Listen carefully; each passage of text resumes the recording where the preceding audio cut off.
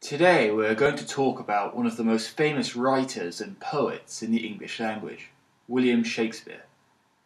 He is generally seen as one of the greatest writers of all time, not just in England, but also the whole world.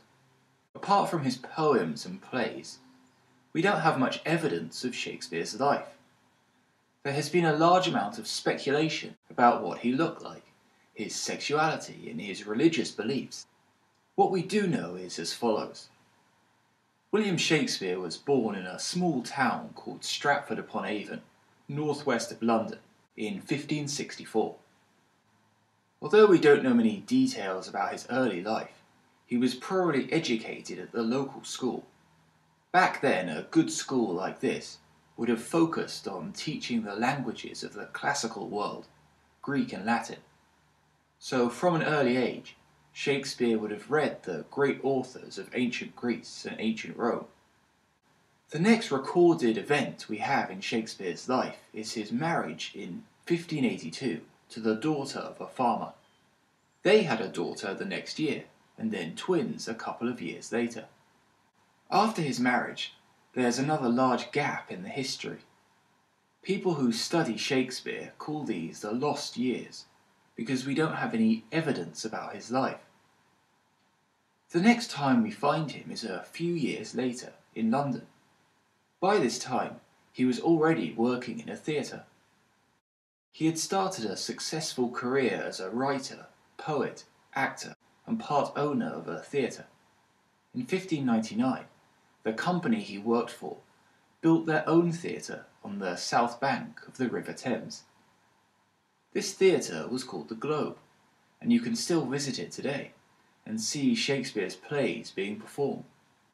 Shakespeare wrote most of his famous work between the years 1589 and 1613.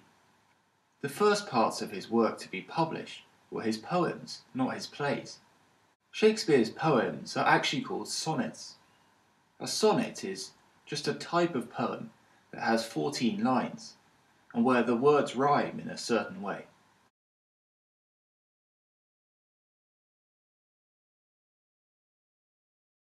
Shakespeare's first few plays were mainly comedies and histories.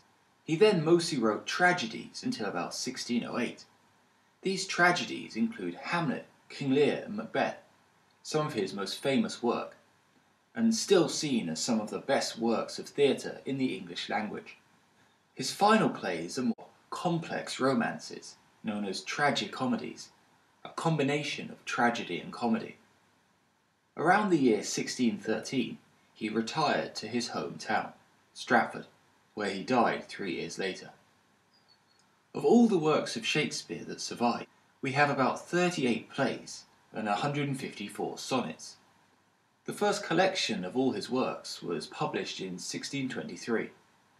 Shakespeare was quite well known when he was alive and writing, but he didn't become as popular as he is today until a long time after his death. It wasn't until the 19th century that he really started to be seen as one of the greatest writers of all time. Shakespeare has had an enormous impact on the English language, and his legacy is second to none. Many other famous writers have been strongly influenced by Shakespeare, including books by Dickens and operas by Verdi. Shakespeare's language may seem difficult today, because he used a lot of words that we don't use anymore. But in fact, modern English was in part created by Shakespeare. At the time of Shakespeare, English spelling, grammar, and pronunciation were not standard. There were many different ways of spelling or pronouncing words. But because of his success, the language of Shakespeare, over time, became the standard language. What's more, thousands of the words we use today were actually invented by Shakespeare. He liked to play with the language and invent new words. He did this by changing nouns into verbs, changing verbs into adjectives, connecting words never used together before, or just simply by creating completely new words. More than any other writer, Shakespeare has shaped the English language.